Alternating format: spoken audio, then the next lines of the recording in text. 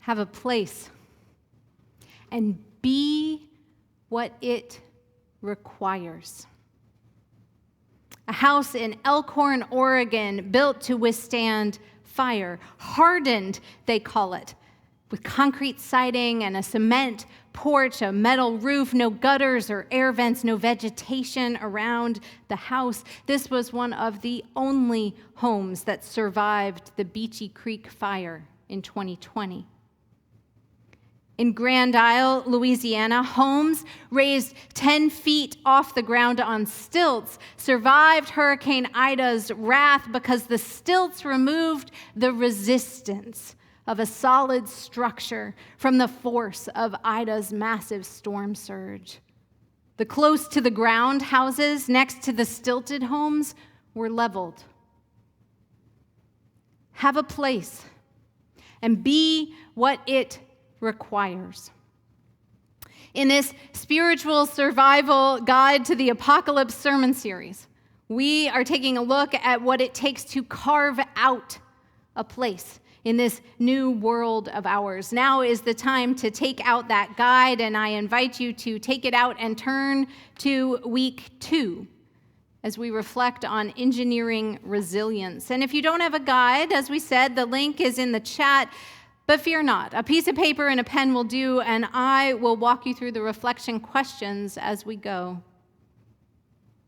Just before the pandemic surged the first time, in late April 2020, I wrote about welcoming our youngest daughter, who was due to be born at the end of that month. This child will come into a world, I wrote, that we recognize when we squint a certain way, catch the light just right. We had been in quarantine then for about 3 weeks. Do you ever look back at your early pandemic self and chuckle just a bit? I certainly do. Somehow, though, I knew before it was yet true that our lives would be radically changed, and no amount of squinting would reveal the world as it was. I knew, too, deep in my weary, pregnant bones at that time, that we would be required to become different, too. We would be required to be different so that we might inhabit this new world, this new place where we now live.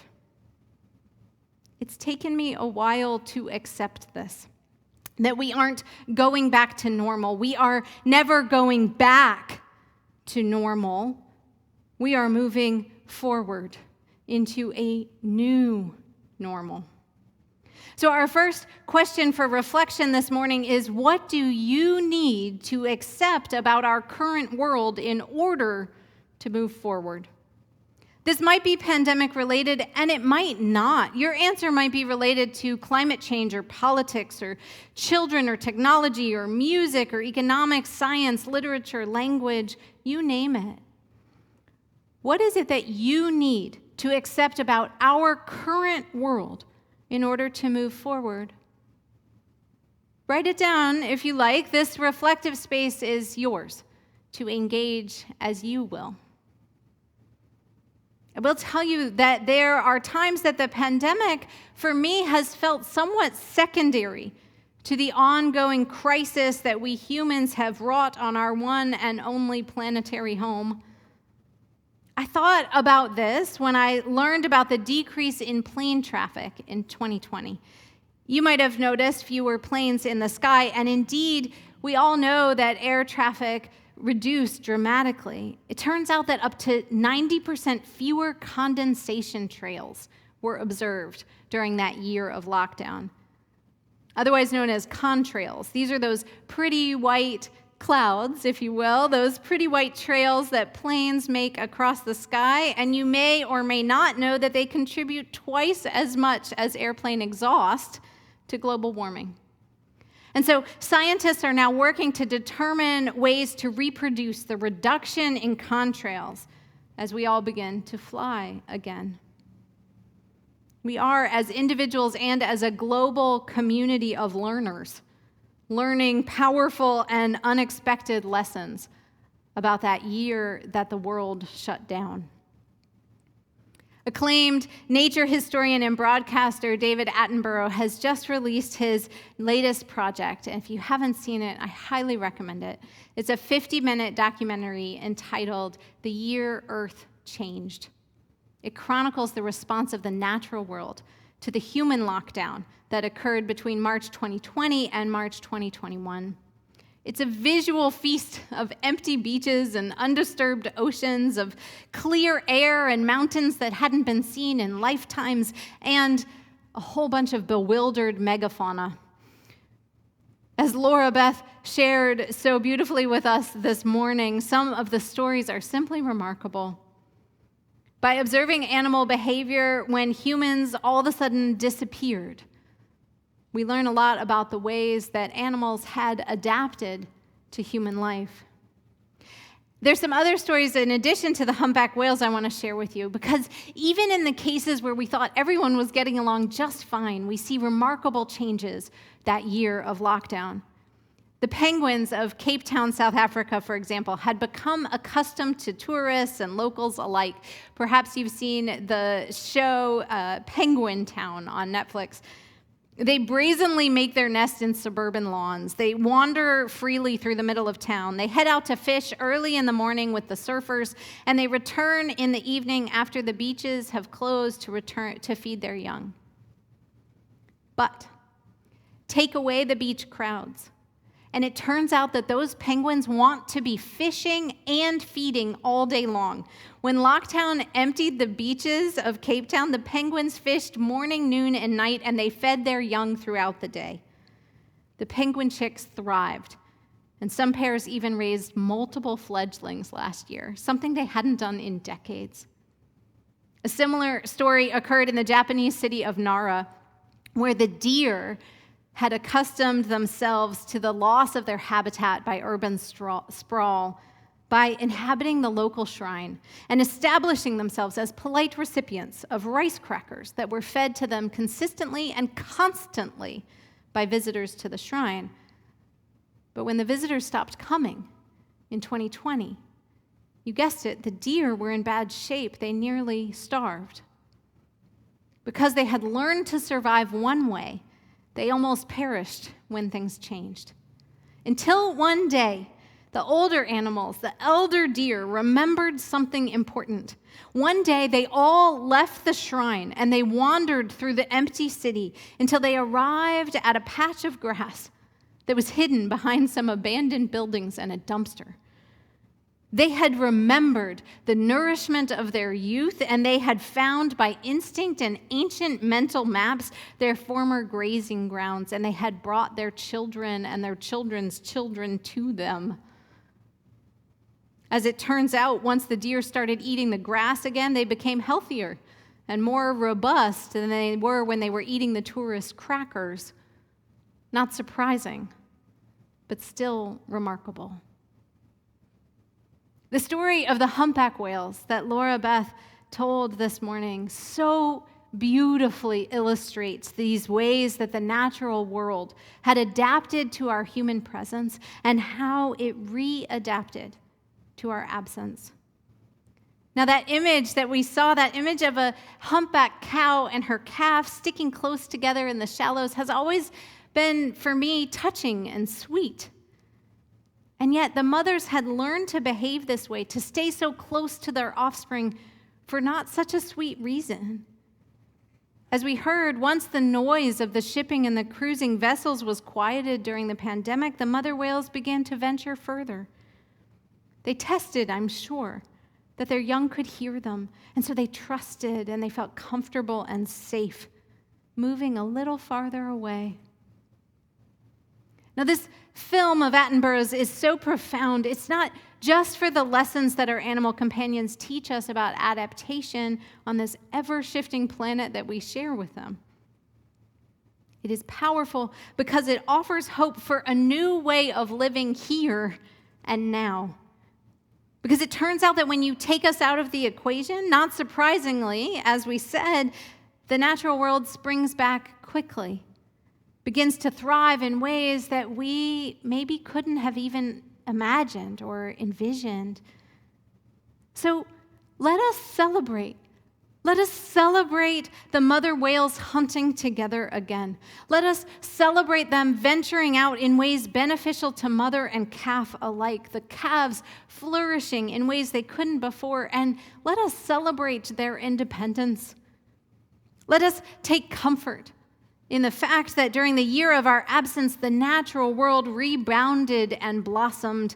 Let us revel in the fact that the penguins of Cape Town are hatching multiple litters of chicks. Let us take heart that something, some small something of good came out of the heartbreak of death and isolation that has been this pandemic. Now, the ending of the story, the way Laura Beth told it, is our wish, our hope, our solemn prayer that we human beings might learn from this time and this stark illustration of the negative impact our way of life has on our planet.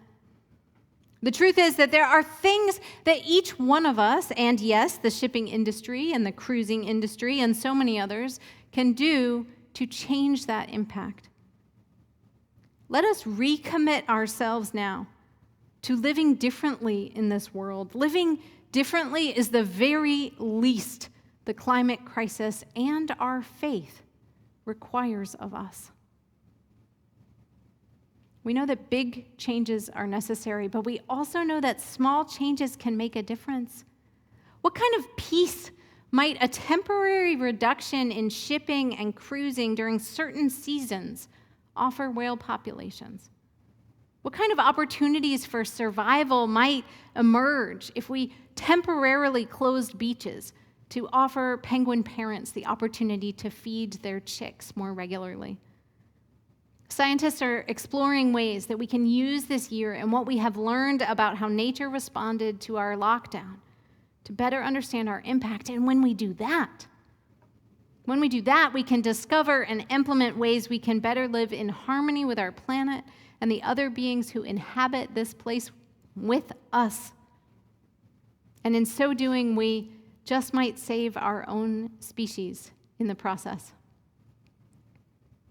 So our second reflection question this morning is, what change can you imagine that brings you hope? Again, this might be related to climate or COVID, or it very well might not. So answer for yourself and write it down. Write it down so you can remind yourself when you need it that change is possible and hope is very much alive. Now, in each of these stories of adaptable animals, they flexed and they changed in order to survive in the place where they lived. At every turn, their behavior changed to fit their new reality. The ways they gathered their food changed. The ways they cared for their young. When the way things were shifted, they shifted. When things changed, they did not bemoan the past. They found new ways into an unfamiliar future so that they could survive as individuals and as a species. We can learn from their example. Because the storm that is the COVID-19 pandemic has hit us in myriad ways, some ways that scientists are telling us were inevitable. The folks over at the CDC, those of you who work with the CDC, you knew this was coming. There was a playbook. Now, it was thrown out by the previous administration, but there was a playbook for a reason, because we knew this was coming. And still it has been devastating. Millions of people dead around the world this weekend. This weekend we surpassed 700,000 souls dead in this country alone. This pandemic of unmatched proportions has brought with it other pandemics. Pandemics of loneliness and isolation. Pandemics of depression and drug abuse and despair. I want to say that if you are struggling, as so many of us are, we want you to know that you are not alone. Our lay ministers are monitoring the chat and are available for connection and care. The numbers for the Georgia Crisis Line and the National Suicide Prevention Hotline are going into the chat and visible on your screen. You are not alone. And I pray that you reach out if you are needing help. We have each and all of us struggled during this time, and we have become different. We have had to shift and change, to gather food differently, to care for our young differently, to learn to do our jobs and live our lives differently. We have had to tend our broken hearts and let go and accept and move forward in order to survive. And here's the hard thing, and it's hard to say to you this morning, but this is the new normal. The storms are not going to just stop. The fires are not going to just go out. And I'm afraid this virus in some form will be with us for a very long time. This is not the end of the world. We are not talking about the literal apocalypse. And it's also time to stop squinting to try to see the world as it was, because it is gone. The stress of 21st century life is not going to go quietly into the night. We have to continue to adapt. We have to harden our emotional homes against the fire, raise our spiritual houses up on stilts. We have to imagine new ways to engineer our soul dwellings, some ways that we might not could have dreamed of until now. We can do this, folks. We can do it because it is in our genes to do it. We are wired for survival. How do I know this? I know because my dad told me so. I'll tell you the story. I recently began working at Children's Healthcare of Atlanta here in town as a chaplain. On my first overnight shift about 6 weeks ago, I spent a good time on the pediatric ICU, and by the time the dawn came, my heart was in tatters. I slept only a couple of hours, and then I joined my father, a pediatrician, for a cup of coffee on his back porch. I looked at him with tears in my eyes, and I said, How do you get up in the morning? How do you know these things that happen in the night and get up in the morning and hug your children and go into your life? He looked deep into my eyes and he said, You get up because you are wired to survive, Meg. Because you are biologically motivated to perpetuate your gene pool. Because when your family is eaten by a saber-toothed tiger one day, you get up the next day and you light the fire at the front of the cave, because otherwise your genes will not survive. If you stay on your pallet of sticks and straw and animal hide, if you cower in the back of the cave, then your genes won't make it. So you get up and you light the fire. Now, there are times when we all want to cower in the back of the cave. And asking for help is one of the ways that we light that fire at the front. Because when our flame goes out, and it will, we need others to help us reignite it. That morning on the back porch, my father helped me piece together the pieces of my tattered heart. He helped me light the fire again, kindle the flame, step into the day, step into this new reality for me after everything I knew had changed. Our final question this morning is this: who is a person in your life who keeps your hope alive? The humpback mothers kept hope alive, shifting and changing to feed their young the best they could. Mary Bradshaw, who built that house in Elkhorn, Oregon, she kept hope alive when she built it with fire in mind, when she accepted what is, when she imagined what could be and engineered what her place required of her in order to survive and be resilient.